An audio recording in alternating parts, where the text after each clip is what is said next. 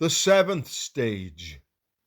Now, in my dream, I watched Christian press forward on his journey, but not alone, for now he was joined by another pilgrim by the name of Hopeful.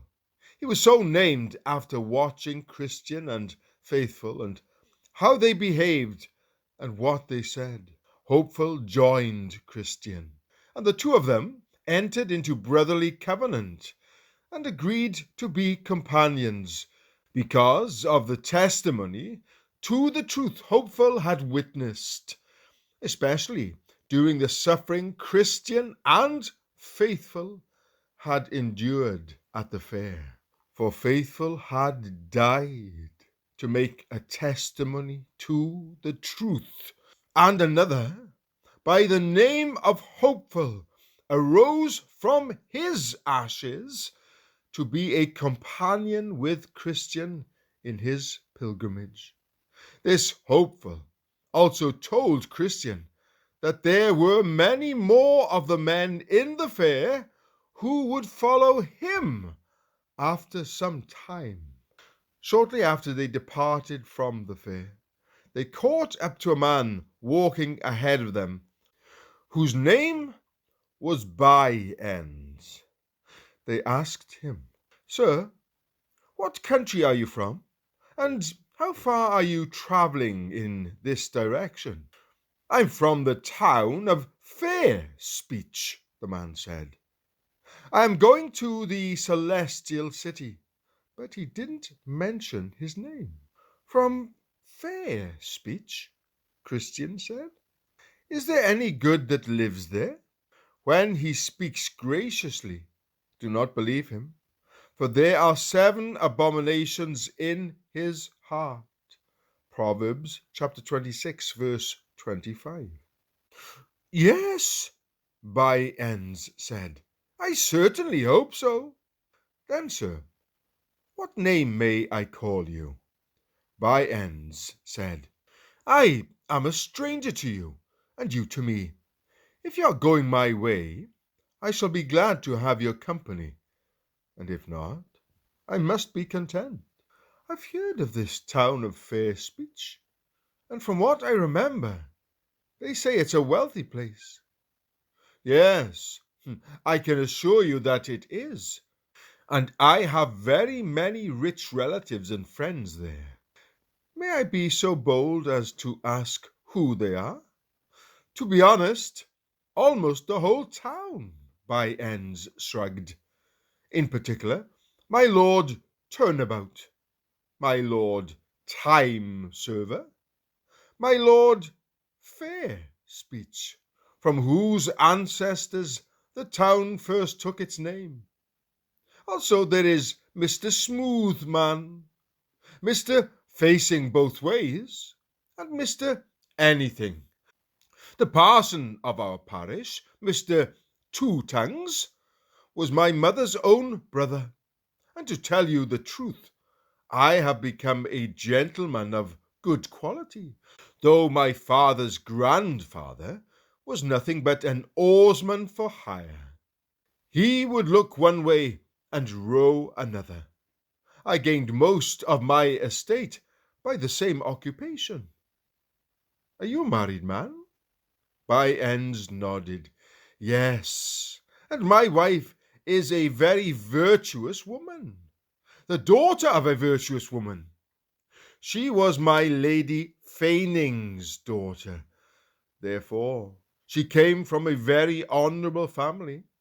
As a result, she has a high level of breeding and carries herself impeccably to both prince and peasants.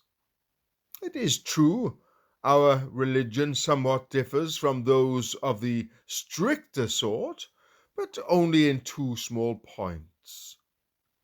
First, we never strive against the wind and tide.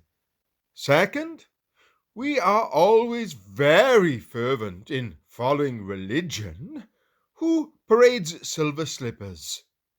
We love to walk with him in the street when the sun shines and the people applaud him."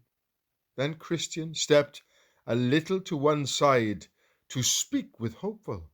It comes to mind that this fellow is in fact BUNYAN-PILGRIMS of fair speech, and if it is true, we have quite a scoundrel in our company, the likes of which is often found in all these parts.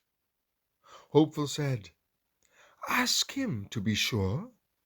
I would think he shouldn't be ashamed of his name." So Christian sidled up by BUNYAN-PILGRIMS once again and said, "Sir, you talk as one who knows more than all the world, and if my guess is right, I surmise your name to be Mr. BUNYAN-PILGRIMS of fair speech. Is it not so?" "This is not my true name," the man said, "but it is a nickname given to me by some who could not put up with me." He let out a sigh.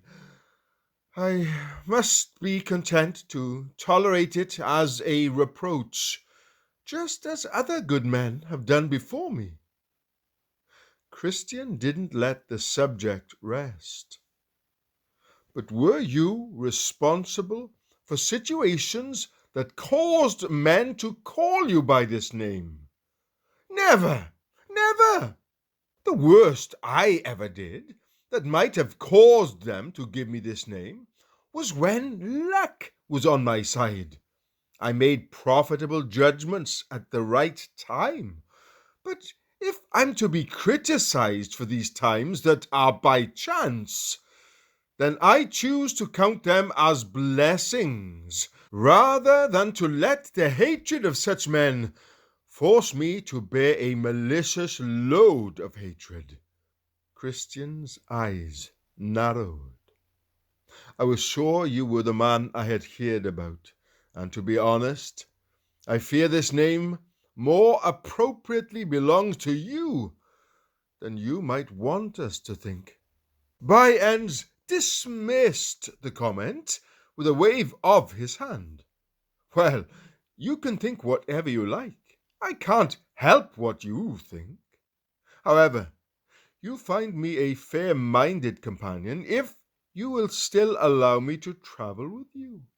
If you want to go with us, it will require you to go against wind and tide, which I understand goes against your convictions.